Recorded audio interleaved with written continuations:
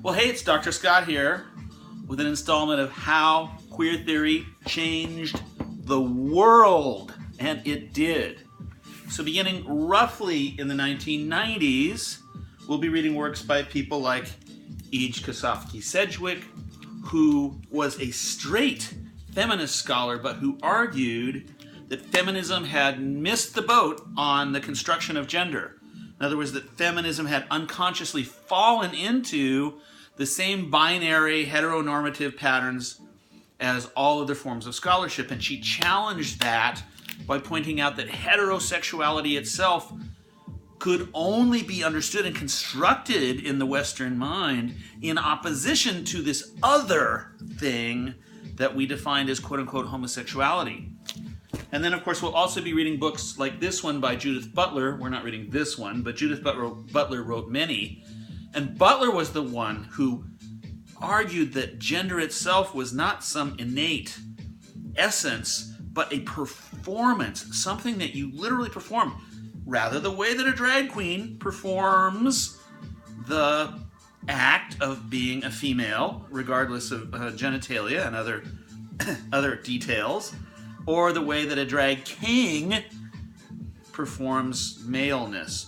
But I wanted you to know that there were many other scholars out there, and with equal kind of thunderclap insight, they helped change the whole way that we think about gender and sexuality in the 21st century. It could be argued that without the language to think about these things, we don't know how to think about them.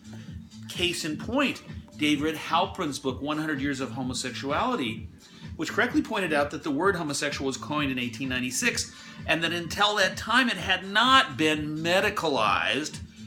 We used religious terms like sodomy or other terms like inversion, and that each time you changed the category, you actually changed the way people perceived the world. So it's not like all gays were gay all the way back. No, he said no, it's very time and place specific. Marjorie Garber's Vested Interests, which looks at the history of cross-dressing. Look how thick this thing is. All throughout literature. Literature itself being a kind of cross-dressing because you pretend to be somebody else in print, right? Bryn Fone's Homophobia, a History, which did pioneering work in the fact that the Catholic Church has not always been as homophobic as it has been in the past, say, 150 years. In fact, for long periods of time, say 1,000 years, it was not homophobic in the least. Well, read the book. Again, that phobia being a construct.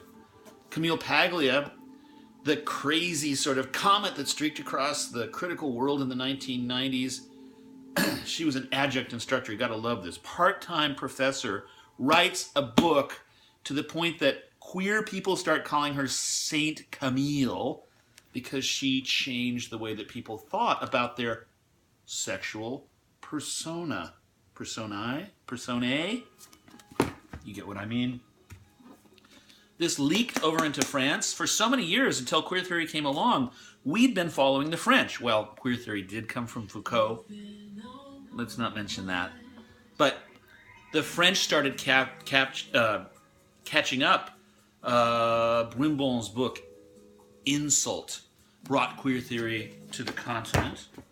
And even the scientists got in on it and realized that for about a century, they had ignored the overwhelming evidence of animal homosexuality and natural diversity, which was right there in front of our eyes all the time, but you were trained not to see it, just as we had been trained not to see it in the human community.